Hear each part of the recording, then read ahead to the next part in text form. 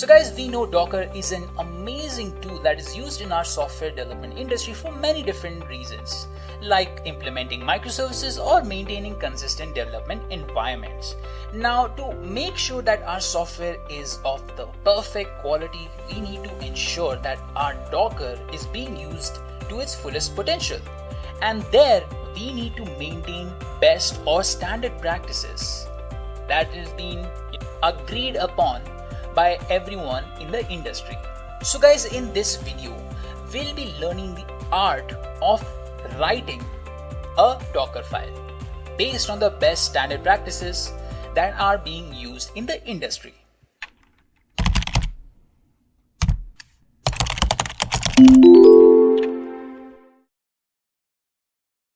Also guys, Great Learning has come up with a really amazing initiative called Great Learning Academy. If you are interested, you can go ahead and enroll in more than 80 plus free courses, and upon completion you will receive a certificate, and all of it's free without any catches. And you can do the same on your mobile phones. All you have to do is download the Great Learning app and enroll in our free courses. Okay, now let's begin this video. Alright, so we have best practices for each of these instructions. Now each of these instructions is important, but remember that these are not all the guidelines or the rules that you strictly have to follow. Just know them in your mind when you're working with these instructions. Alright, now let's get started. So first we'll start from.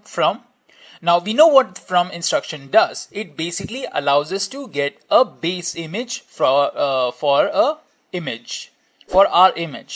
Now we can get this base image as any image we want. We can have it as Ubuntu, we can have it as Nginx, whatever image we want, right? And we can have even different versions of certain images.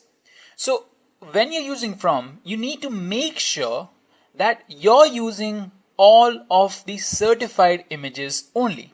Now there are chances that you may get an image that is not certified or that is not an official image.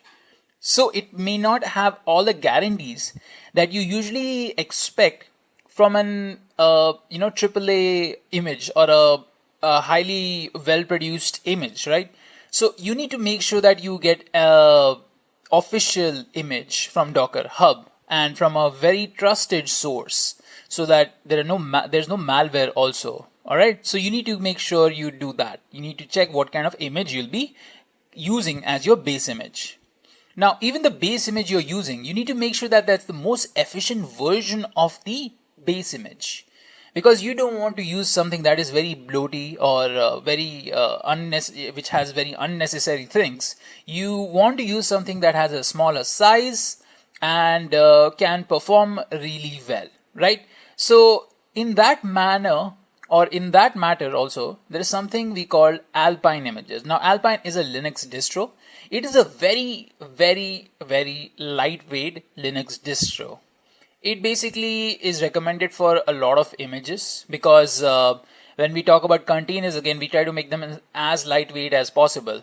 And Alpine is very lightweight compared to the other distros. Now we will talk about this a little bit more when we do a small demo using an Alpine image. Alright. Also make sure that you use relevant images. Do not use some irrelevant image that you do not need at all. Let's say if you just want to launch a simple Nginx server, you don't need to pull Ubuntu and launch Nginx within it. You can just pull Nginx image directly and use that for your purpose. Alright, now moving on to label. So label may be an underdog because label instruction basically allows us to basically map values to certain keys, right? Now why is it used in containers? What is the whole purpose of label? We have discussed this, and labels are basically for assigning different keys, right? Keywords, so with certain values. So it is used for documentation purposes, and it is used for basically organizing everything. So try to use labels. That's the best practice over here. Try to make sure that you include a label, and in that label you mention all the relevant or important details, like who the author is, what is the version of this image, and which date was it created, what kind of licensing is it using, what is the status during the software development process, all those kind of things. Use it whenever possible. So that's a best practice. Now let's move on to talk about something more common that we normally use, that is run. So the run instruction, as we had learned earlier, basically allows us to run commands when our image is being created, right? So when we're using run, there are some things you need to keep in mind.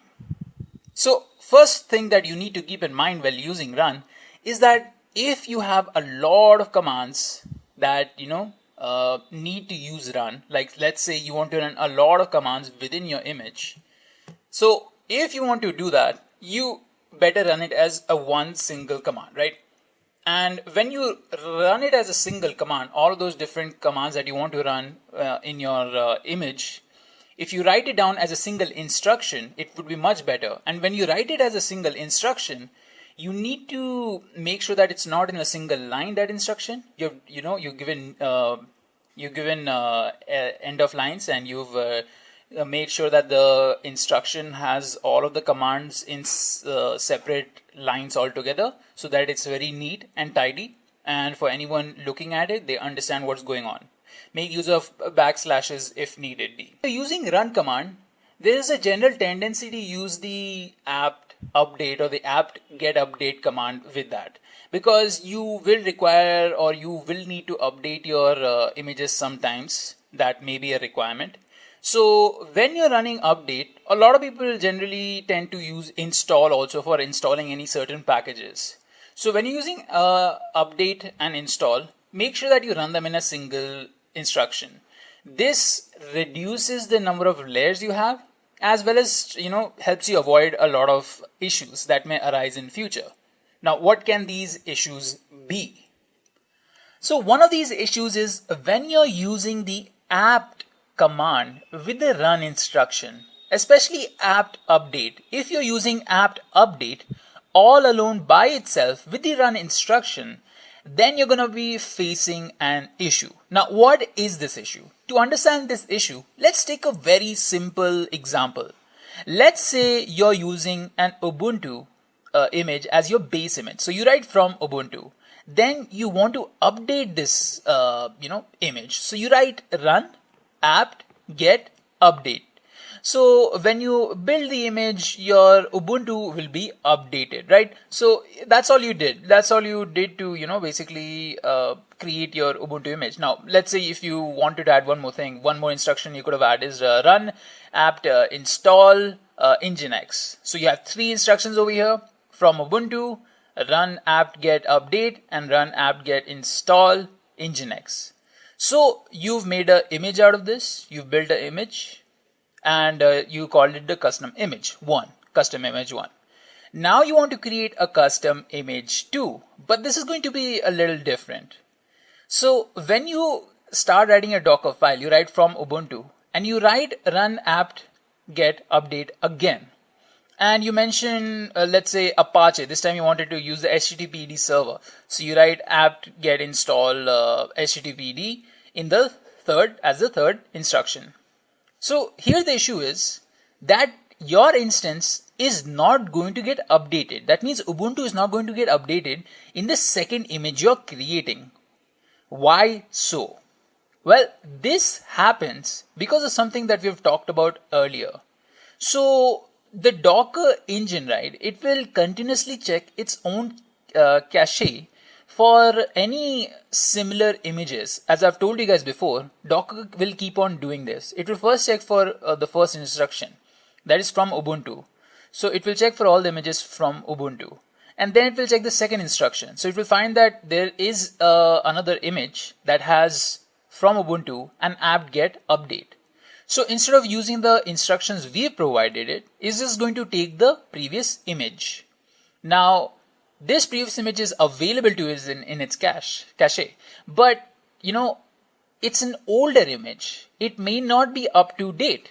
So if you're not running the apt update command, then we are getting an older version of what we wanted, which is not desirable in a lot of cases, right? So this is why you should never be running the apt-get update command alone. You should be running it with something else. You should be running it with install command, or you should be running it with all the rest of the commands that you want to run with.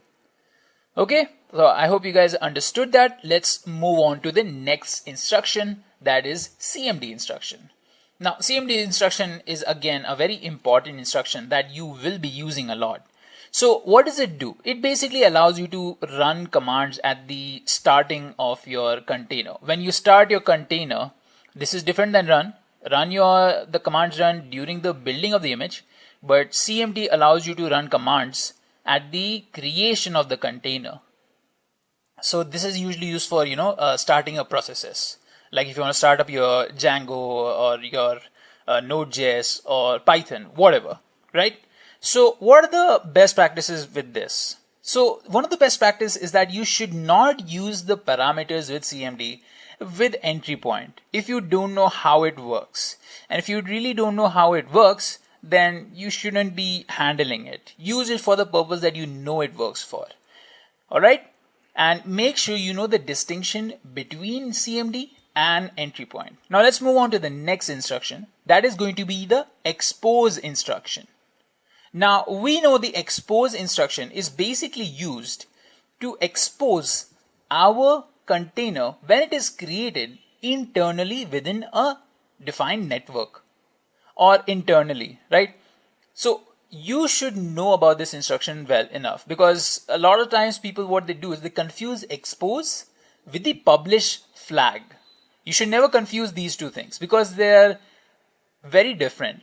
So you need to understand all the ports that are used frequently and are the conventional ports. So let's say you want to connect two containers together. We'll talk about the expose and publish differences. First, let me clear this. Whenever using the expose instruction within your container, within your image, what you're trying to define is you're basically trying to make sure your container is internally exposed. When do you do that? You do that when you want your container to talk to other containers. And let's say you have a stack of technologies, and one of the stack of technologies is DB, and another one is your front end or your back end. Now you want these to talk to each other. So you internally expose them, and you do that in the Docker file, right? So you have to make sure that the port that you're exposing the particular container at is one that is used frequently in the industry, or it's a conventional port that is used a lot for it. For example, if you wanted to use MySQL generally is used at the port 3306, right? So you should be using or exposing the MySQL container at the internal port 3306. You should not use any other port. It's not generally recommended, and it's not a best practice. Okay, now coming to the difference between expose and publish. So expose is for internal exposing, and it is used inside of the Docker file as an instruction. Whereas publish is not an instruction. It is a flag that you use when you're writing Docker commands.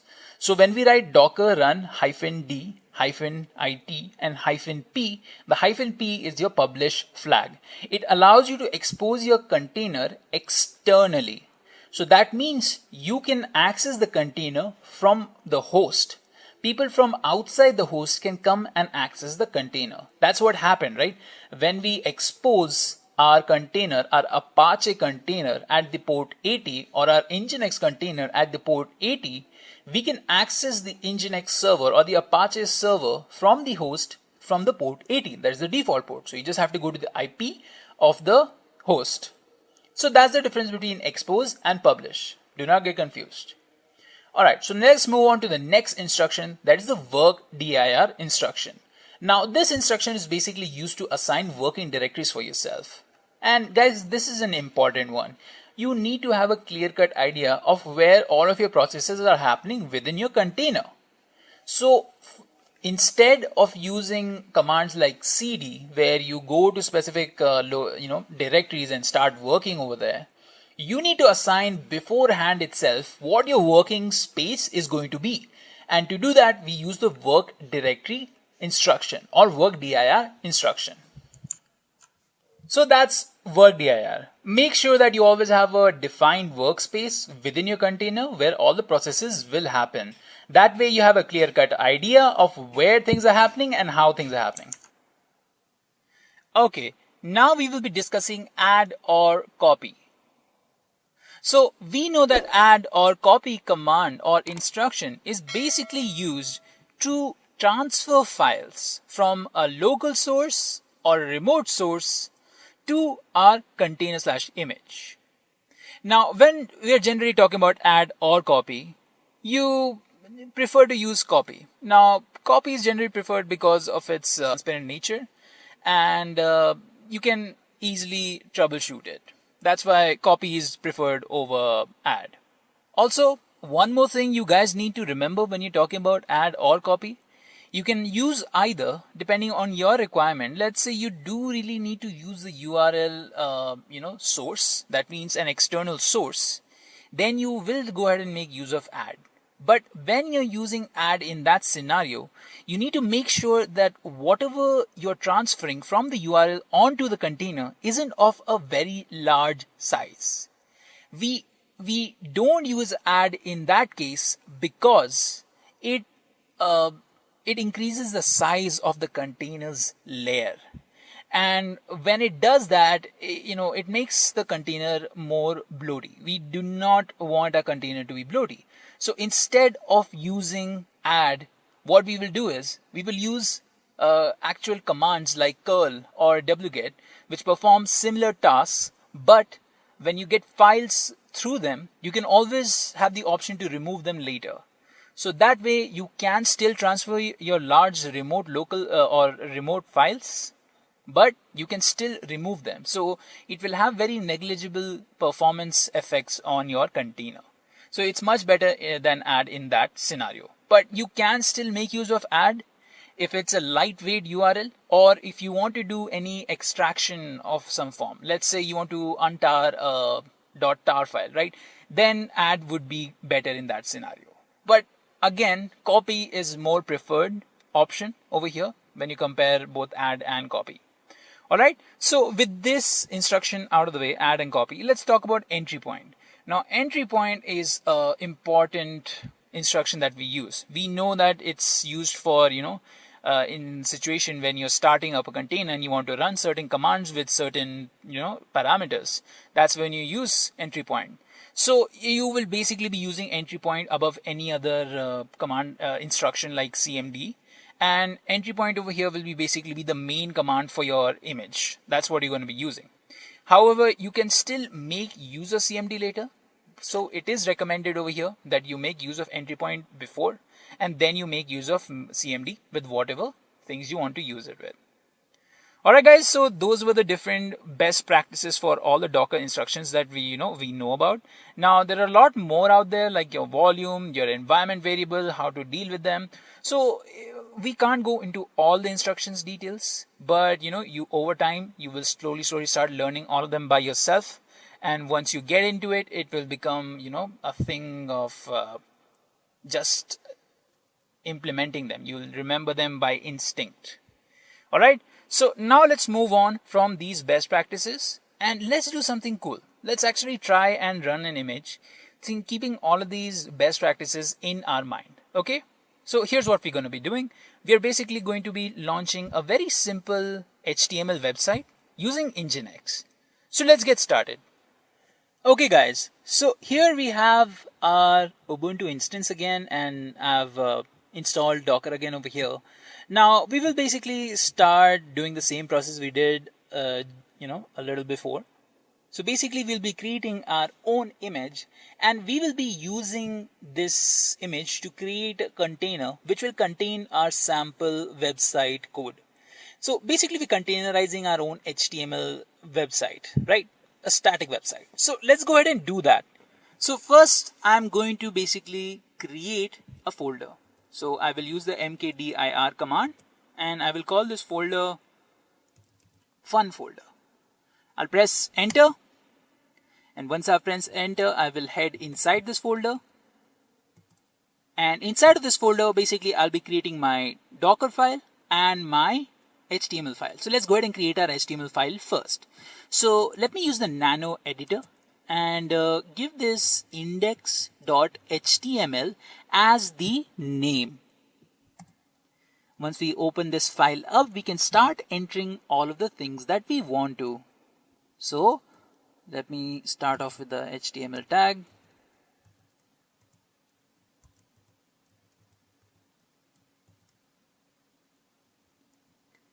Okay, so we have the HTML tag now. What we're going to do next is basically add the title tag.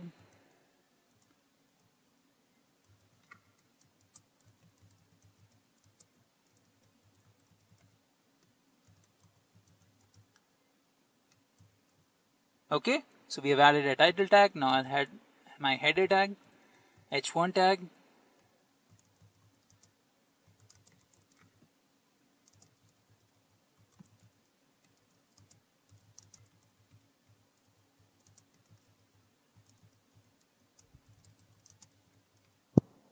Okay, I will close my h1 tag. And now we will add some paragraphs to this. P and over here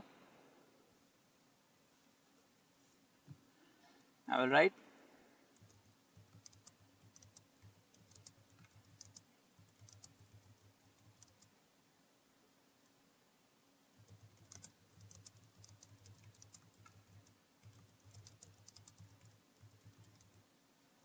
alright, so let me close this paragraph tag, and just for good measure we'll just add like one more h2 tag over here.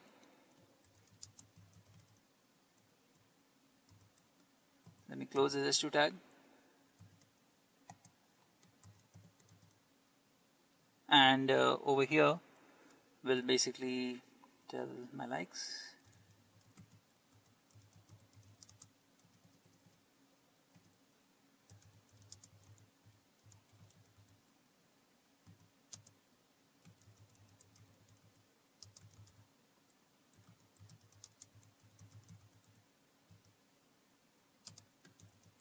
Okay, now let me close this paragraph tag.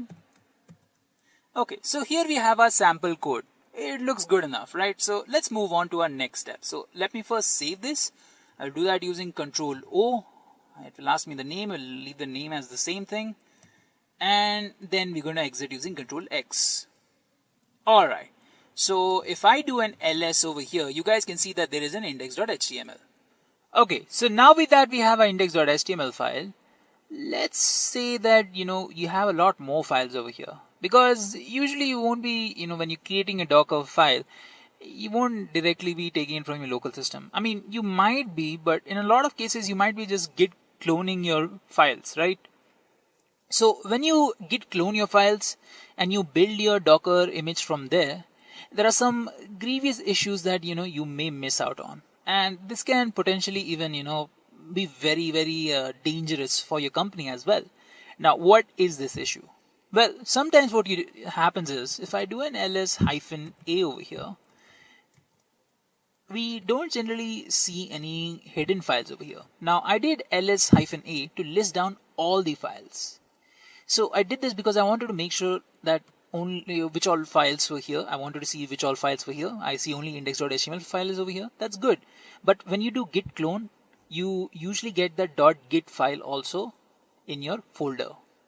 Now you don't want that .git file to be transferred onto your Docker file. Why?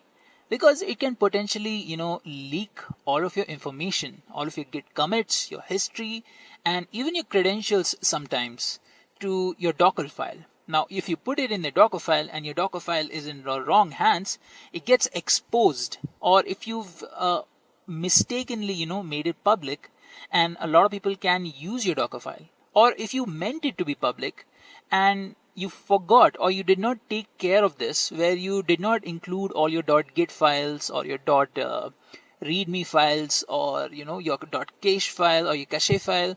So all those files will be included in your Docker image, and if somebody downloads the Docker image, they will be able to access all of those things.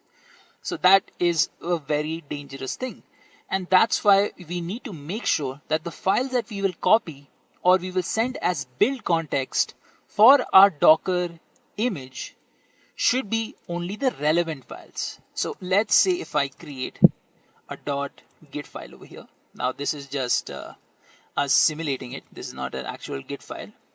And let me go ahead and add a .cache file. And I will go ahead and add a secrets file. So this will basically have all our secrets. And let's say we have a readme file also, right? Now, maybe we don't want all of these things to be transferred, right? If I do an ls now, I can only see readme.md and index.html. But if I do an ls-a, I can see all the other hidden files also. Now, how do I avoid sending all of these files as my build context? I don't want to send everything because I only want to send my relevant thing. To do that, we create a Docker ignore file. So if you guys are acquainted with Git, you might have heard of this similar problem where you only want to stage and commit only relevant files. So you use a .git ignore. Over here you use a .docker ignore. So what we're going to do is I'm going to write over here nano .docker ignore, and I'm going to open this up, and I'm going to mention all the files I don't want to be transferred. That is my .cache file. Let me spell that right, or cache file, however you pronounce it. And I'm going to make sure my secret files does not go, and my git file, and my readme file also. So I mentioned all these files in my .docker.ignore. So one by one, the daemon will read through which all files you don't want to include in your build context and will not include those files, like your .cache file, your .secrets file, your .git file, and the readme file. So if I go ahead and save all of this, and I want to add one more thing. Maybe you have an older version. Yeah, .html. And you don't want to include your older file also because you've had some credentials, in text format in this. So again, we will open up our .docker.ignore file. And over here, we will mention the name of that file. I actually forgot. Let me just copy this. And we will open it up again. And let me go ahead and paste this over here. And save it. Exit. All right. So we have made sure that all of our files are there in our .docker ignore, right? So this is a very good practice that all of you should be following. Always include a .docker ignore file. Even if you see me not including in this video, you can always go ahead and tell me. But this is just for practice. When you're actually working, you really do need to take care of these kind of things. All right. So that's one of our best practices. Now let me just, go ahead and create our Docker file finally. So why am I creating this Docker file? Yeah, but that's pretty obvious. We want to create our image and we want to run that image as a container. So that's why we're creating a Docker file. If I open my Docker file, I will start writing in. So guys, here I want to show you guys the distinction between an Ubuntu image, a Debian one, and an Alpine one. So let me go ahead and use Ubuntu over here. So I said we will be using Ubuntu for Nginx, right? So inside of this, I will run the command run apt update. Now, as I said earlier, you do not use update alone. So I will use and over here to concatenate two commands together. That is apt install nginx and -y. And for good measure, I will use the workdir command and I will assign my work directory as /app. So this is my Docker file. I'm mentioning I want from Ubuntu.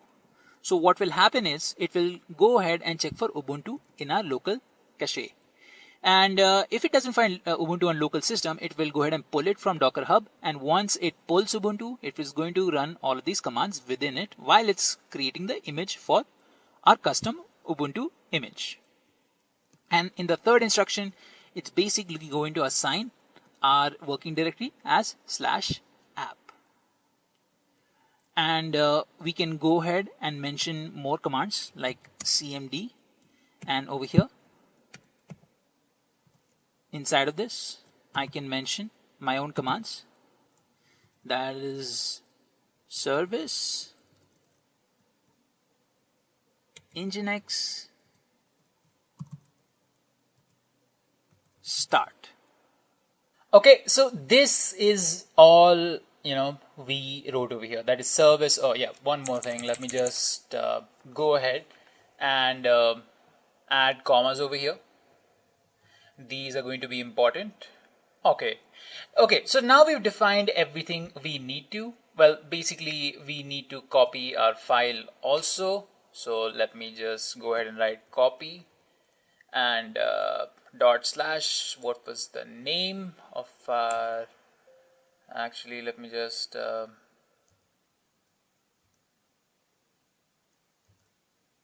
okay, so just save this for now.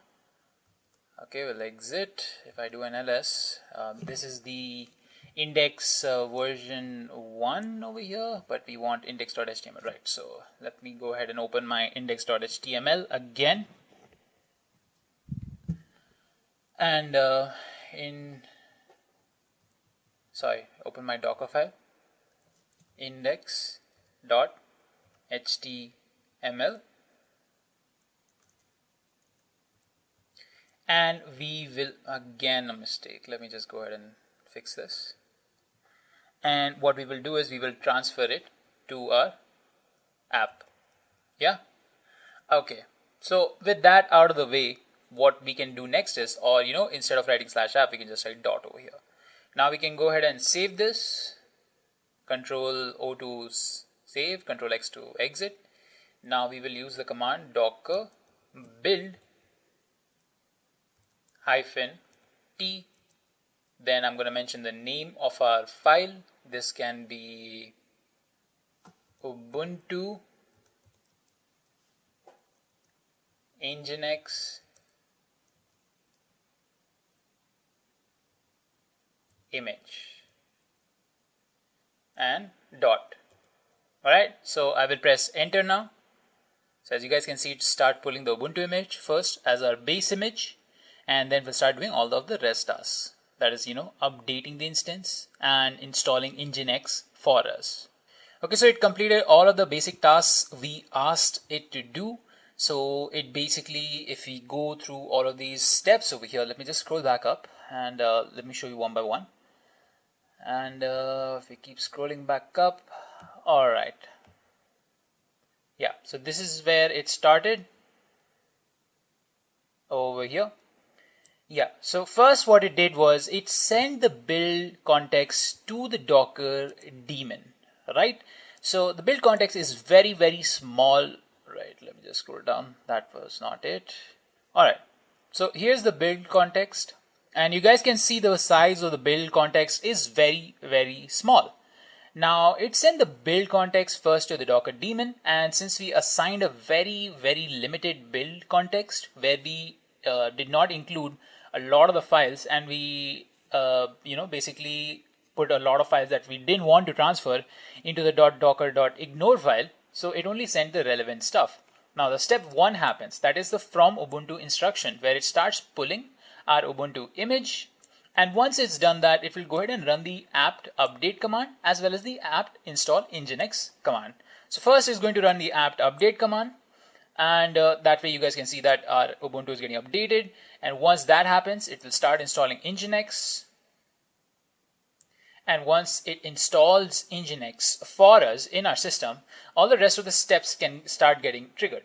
So removing intermediate container that was being used over here, and we will move on to the third step, that is working directory assignment, and the /app is now assigned to the as the working directory. So if this is not there in the container, then it will be created as one.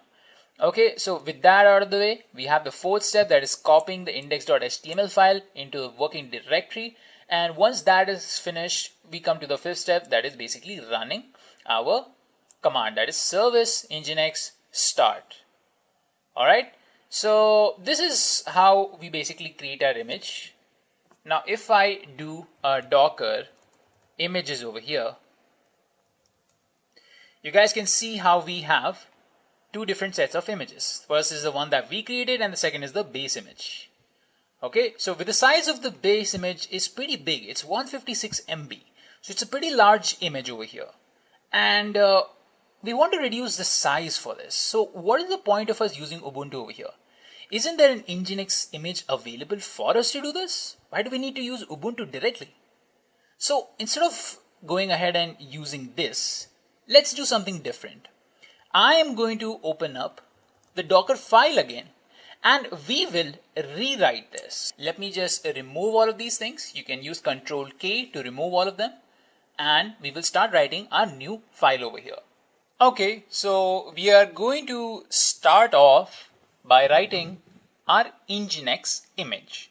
But there's going to be a slight change over here. So let me show you what that slight change is.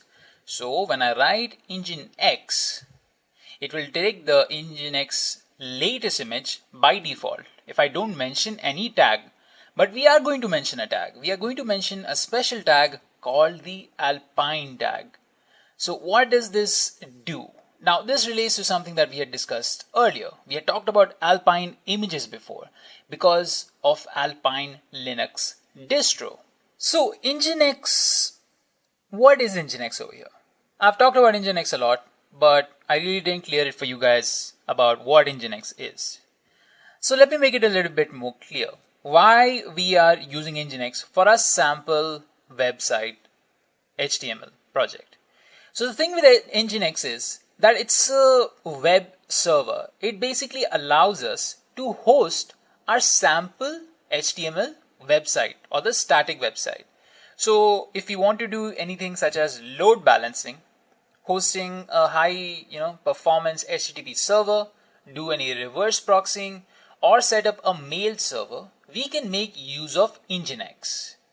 And then comes Alpine. Now Alpine is a Linux distro. That means it's a distribution system based on Linux. Now compared to all of the other Linux distros out there like your Kali, your Ubuntu, your Fedora, your RHEL, CentOS, arguably a lot of other like Arch and everything, Alpine is a very, very, very lightweight compared to all of them. If you look at the Docker image size of Alpine itself, then it's only 3.98 MB, if I remember correctly. Now that's very small compared to other Linux distros, as we had seen with Ubuntu, that which was 73 point something MB. Our Alpine image is much smaller, and that gives us a large advantage over here. Because we're using a smaller image, we're going to be creating a container with that relative small size. And if we have a container with a relative small size, then it's very easy to basically manage that container. And if you have a lot of containers that are making use of the Alpine Linux distro, then it becomes easy to handle all of them. This makes software development very easy. At least the whole process of maintaining consistent environments and implementing microservices very easy, because you have such small size images that can be very deployed very fast and efficiently. Now it's more than 10 times smaller than the other Linux distros, so it shows you the scale of the whole thing. Now another great thing about having Alpine images, because of their small size, is the transfer ability, where you need to transfer the files regularly from different places to different places. So let's say if you wanted to transfer hundreds of Alpine images from your own server to another server, and the next day you have to do the same thing again to another server. So in all of this, the amount of networking you're using with your Alpine images will be greatly reduced compared to any other distribution system, at least a Linux distribution system, because of their small size. So making any transfers and storing these Alpine images becomes very easy and cheap. So how or why Alpine is working with Nginx over here? So you have different versions of Nginx. You can have the Debian version of the Nginx where you can run a bash terminal, or you can go ahead and make use of Alpine image of Nginx where it basically uses Alpine to run. So that's what we are doing today. We are going to be running Nginx using Alpine. Now I want to talk a little bit more about Alpine because you're going to be regularly using Alpine a lot in production environments and in the actual industry, because Alpine is generally a lot more pulled in that kind of scenario than other images because of its amazing ability of transferring from one place to another without any hassle, and its small size.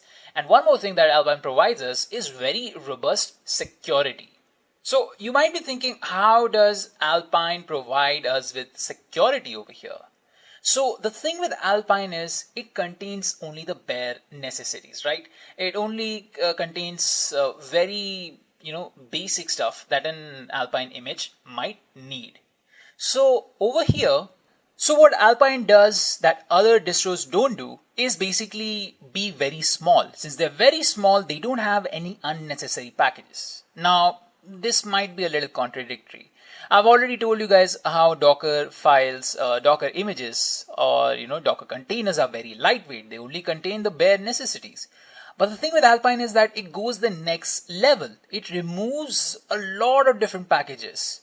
And these packages may be considered unnecessary over there. That's why you see the size of the Alpine image is only 4 MB, around that, versus any other Linux distro which has a very large size. So since you have a very small size, it makes it very easy to handle it. It makes it very fast and very efficient, as well as it gives us a layer of security. And this layer of security comes with the fact that Alpine has very less number of points to attack it from. There are very less number of known issues that you can use to access your Alpine images, because the whole philosophy behind the developers developing Alpine image is that if you find a vulnerability, might as well remove that vulnerability. So if you remove the vulnerability instead of fixing it, you're still doing the task. You are removing the vulnerability. So you remove any security loopholes with that. Okay, so that's how the developers develop Alpine, thinking that basically if their package is there and if it's vulnerable somehow, you basically don't include that package, so that your Alpine image becomes the safest image that is available. Obviously you can make your own tweaks to it, add new things, add certain packages that you need to use, and basically help you launch the perfect Docker container that you can. So that's your Alpine image. It's fast, it's small, it's easy to transfer, and it's very securely robust. So that's why using Nginx Alpine. You'll be using this a lot in the industry, so keep this in mind. That's why I brought this up. You'll even see in best practices to use an Alpine image instead of any Debian images. Okay, so with that out of the way, I want to write another thing that we had learned in our best practices. That is to include a label. So we're going to include a label called maintainer. So this label will basically allow us to, mention who is going to be the author for this. So let me just mention remy@gmail.com is going to be the author. So this label will basically act as metadata for this container. It really won't be, something extra. We are doing this to make sure that, we can use or understand this image later. This is a part of your standard best practices. You can even include comments with this. Yes, you can include comments within a Docker file. You just have to use the hash tag over here and write your comment. That will basically be ignored when they are being created. All right. So now the next thing we want to do is we want to copy our index.html file. So I will type in index.html and I will mention the location where I want this file to go to. So I will basically be copying the index.html from my source location. Since I've mentioned this, it's basically taking it as a default directory and taking the index.html from there, and it's transferring to /user/share/nginx image/html. Okay, so this is our image. Now let me go ahead and save this. I'll save this and I will exit. Alright, so we have our Docker file ready. Our next step is going to be building this Docker file like we had done earlier many times. So I'm going to type in the command docker build. I'm going to mention the tag or the flag tag. I'm going to mention the name. Let's give this a really nice name, Alpine Nginx image. Alright, so we've given it a good name. Let me just make this a little bit more standard. I will include my username over here so we can use it for posterity. Dolphin45. So that's my username. So this is how you basically name images when you want to upload them to your Docker registry. So that's what I've done over here. Now we will mention the location of the Docker file. I will mention a simple dot over here, and this will tell the engine where the Docker file is. Now I will press enter, and you guys can see it basically pulled the Nginx Alpine image. Right now it did not pull, but it was already there in my system, so it just basically used the local one. And you can see again the build context is very small over here, and it followed all the steps. Step 2 was making sure the label maintainer is equal to remy@gmail.com. Then it ran the command index.html being copied onto this particular address. So it basically built our Docker image. Now we will type in Docker images to check out something. So if I do Docker images over here, you can see the image over here. This is our this is our Alpine Nginx image. You can see it was created 46 seconds ago, and it is of the size 22.1 MB. Now this is massively reduced compared to our Ubuntu Nginx image, which was 156 MB. That's a big jump. Like you are 156 and you go to 22.1. That is almost 4 times, or even more than 4 times. I would say it is around 7 times the size of, is basically 7 times smaller than our Ubuntu or Debian based image that we created. So you can see how more efficient you can make your files by using different types of images, like we used Alpine over here. Alright, so with that out of the way, we've created our Alpine image. Now we will go ahead and run a container out of it. Because after all, we have an HTML website that we want to run using Alpine, right? Alpine Nginx image. Since Nginx is our web server, we'll be running our website, right? Static HTML website. So I will type in docker run command, then -it, then -d, and then I will mention the port over here. So the port is going to be 80:80. And now why I have mentioned this port is because basically I want my container to be externally exposed at the port 80 to the port 80 of the host. So this means I can access my Nginx at the default IP address. That's what exposing at port 80 means. You're exposing it at the default port, that is 80.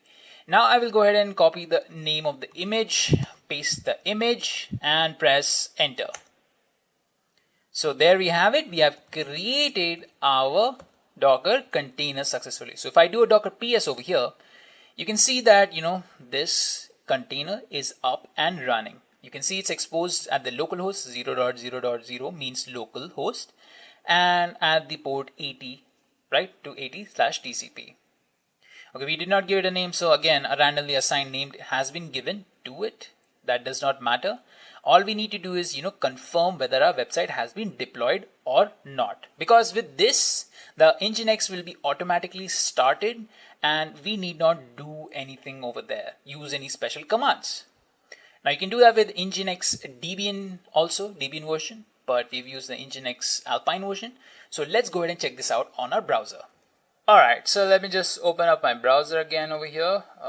So we have a browser. You can see the VM over here that we had launched earlier for our purpose. I will copy the IP address of my VM. Now, if you're working from a local system or your own machine, you just need to go to localhost, as we have done here. It's localhost. But since I'm using the virtual machine, this is the way I will access it. Now I can obviously curl it, but I want to show it, in the browser. Let me go ahead and press enter. There you have it. This is our website. Now this has been deployed. So this is my website. Be careful whoever comes here. This is my cave of wonders where you can find abundance of ice cream. My likes are butterscotch ice cream, Avengers Endgame, cricket, and BTS.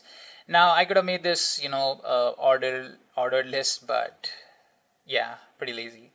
Again, the point was to launch an Nginx, Alpine image and make a container out of it.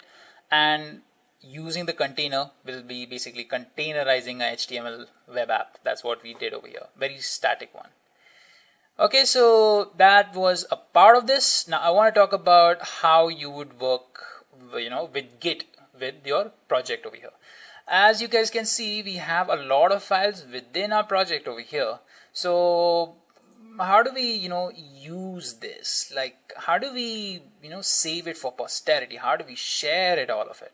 So there are two things we can do over here. Now I can directly push this into my GitHub repository. And I can take the Docker file or Docker image that we created and push to my Docker hub. So let's do the both of those things. So first I will, initialize this repository. I've initialized it. So we have a .git in it already over here. So let me quickly go ahead and remove that. Okay, so we are getting the error with the .git file that we had created. So let me just go ahead and quickly remove that .git file. Yeah, and let's try that git init again. Okay, initialize the empty directory, empty git repository with our .git. All right, so now that is done. We have a .git file again. Yeah, so this is the official one, not the phony one that we created. Now all we need to do is we need to stage our relevant files. Now I will stage every file over here because we're going to be pushing all of that as our GitHub code. Now the next thing I need to do is I need to commit all of this. So let me just go ahead and mention commit, and I will mention added, created a Docker file. All right. So yeah, let's do one more thing. Let's quickly configure our global email and our address. That's what's giving us the error, right? So okay, so it automatically did it for us. So it's committed the thing. It did not give us an error. Now what we can do is we can basically push it, but for push it we need to add an origin. So I'm going to use the command git remote add origin, and I'm going to mention the URLs. To get the URL, we're going to go ahead and create our repository. So I'll just come over here, go to github.com.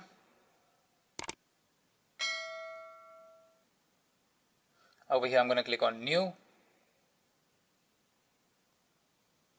Now I'm going to mention HTML deployment Nginx Alpine. Okay, we'll leave it public and I will create the repository.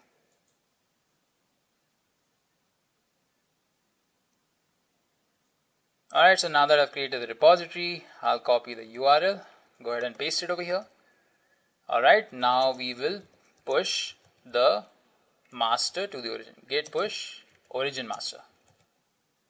So we will push to origin from master. Right? Let me go ahead and do that.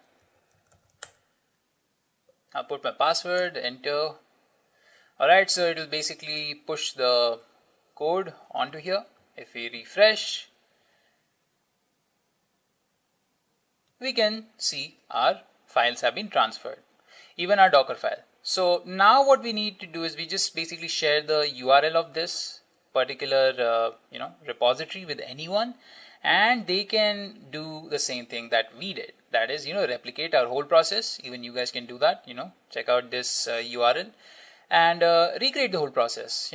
Add your, or rather, I would suggest you guys do it by yourselves, because then you will get a lot of practice and you'll understand things a little bit more. Okay.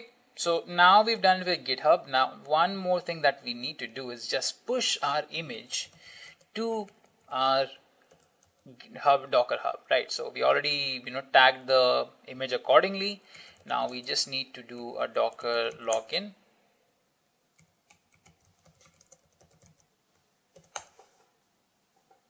All right, so I'll enter the password now. All right, so we entered the password. Now press enter. All right, so login succeeded successfully. What I will do is basically do Docker push over here, but let's just get the name of the image.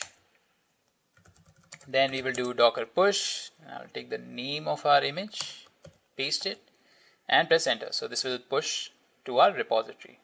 So let me just quickly open up my Docker Hub account, hub.docker.com, and this has pushed. You can see the result over here, and you can see how fast everything happened. With using Alpine Nginx, it was basically very fast. The whole process was really fast.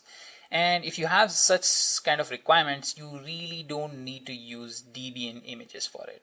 So while this loads, while I log into this, I want to tell you guys about one more thing over here. If we do a Docker PS again, so this Alpine image, right? So this does not have a bash terminal. So when we do a docker exec-it and the ID of our container and write bash over here, you will see that it does not allow us. Why? Because Alpine does not support bash. Now this is a good thing actually, because recently there was like a big hack around bash. So people were able to get into Docker containers using the exploit within bash. So those people who were using Alpine actually got saved. So bash does not work with Alpine. If you want to access your Alpine images, you can use sh. I press enter. You can see that we're inside. I can do an ls. You can see all of the things that are there, and we can even check out our code if you wanted to. Alright, so with that out of the way, let me just quickly log in into my hub.docker and let's confirm this quickly. Okay, let's check the browser, and magically I've logged in with the magic of editing, right? So you can see Dolphin 45 Alpine Nginx image over here, and anyone can access it. It's a public image, and it's basically the end goal we wanted, to basically have our image available so that we can use it anytime we want. All right. So guys, I hope you understood how you can make use of your best practices and how you will learn about these best practices over the time. So guys, that was the video on our Dockerfile best practices. I hope you guys really enjoyed it and got something out of it. Now, I really enjoyed making it, and I really wish that it was helpful for some of you, or at least all of you. Right? You can go ahead and enroll in Great Learning Academy free courses. We have more than 80 plus free courses in a lot of different domains. All you have to do is enroll, and upon completion, you will get a certificate, and that is all completely free. And you can do the same on your mobile phone by downloading the Great Learning app and enrolling for the free course. Thank you so much for watching, guys.